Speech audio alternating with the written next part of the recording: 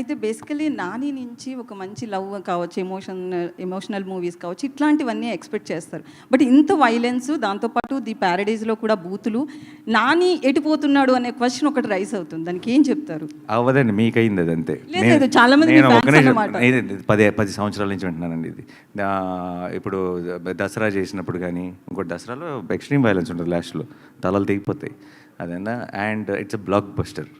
And సరిపోతాలో చాలా solid violence ఉంది, వీలో ఉంది. అంటే వాటన్నిటికి మించి ఉంది ఇది. అంతే మరి, ఎదగాలి కదండి మనిషి, అంటే నెక్స్ట్ లెవెల్కి వెళ్ళాలిగా.